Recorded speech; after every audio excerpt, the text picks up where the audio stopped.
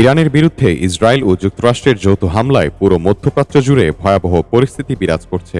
আর এই যুদ্ধের প্রথম দিকের হামলায় নিহত হয়েছেন আয়াতুল্লাহ আলী খামেনি। পরবর্তীতে ইরানের অস্তিত্ব রক্ষায় দ্রুত ইরানের নতুন নেতা হিসেবে খামেনির দ্বিতীয় পুত্র মুস্তফা খামেনিকে নির্বাচিত করা হয়। আর তারপরেই ইসরায়েলি ভয়াবহ হামলা চালিয়েছেন তিনি। তবে সম্প্রতি পাল্টা হামলায় আহত হয়ে তিনি চিকিৎসাধীন অবস্থায় আছেন। এরই মধ্যে মোস্তফা খামেনিকে লক্ষ্য করে কোটি ডলারের পুরস্কার ঘোষণা করেছে যুক্তরাষ্ট্র। সম্প্রতি ট্রাম্প প্রশাসন ঘোষণা দিয়েছেন, মোস্তফা খামেনির অবস্থান বা সংশ্লিষ্ট গুরুত্বপূর্ণ তথ্য দিলে সর্বোচ্চ $1 কোটি পুরস্কার দেওয়া হবে। যুক্তরাষ্ট্রের পররাষ্ট্র মন্ত্রণালয়ের রিওয়ার্ড ফর জাস্টিস কর্মসূচির আওতায় এই পুরস্কার ঘোষণা করা হয়েছে। কর্মসূচিটির ব্যানারে ইরানের নতুন সর্বোচ্চ নেতা মোস্তফা খামেনি সহ দেশটির প্রভাবশালী নিরাপত্তা ও সামরিক কর্মকর্তাদের ওয়ান্টেড তালিকায় অন্তর্ভুক্ত করা হয়েছে।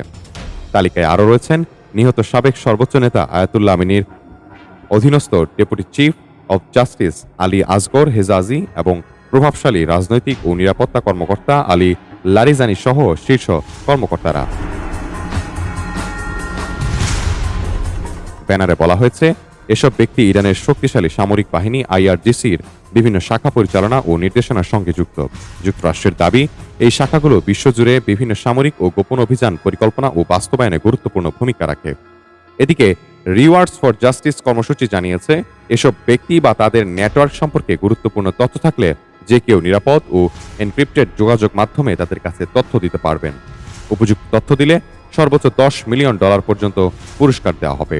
উল্লেখযোগ্য বিষয় হল, সম্প্রতি যুক্তরাষ্ট্র ও ইসরায়েলের যৌথ হামলায় ইরানের সাবেক সর্বোচ্চ নেতা আলী খামেনি নিহত হওয়ার পর দ্রুততার সঙ্গে সর্বোচ্চ নতুন নেতা হিসেবে দায়িত্ব নেন তার ছেলে Mostafa Khamenei.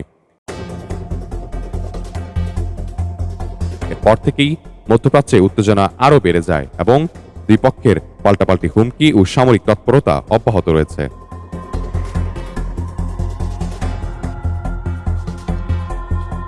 Saiful Islam, desk report, দেশ বুলেটিন।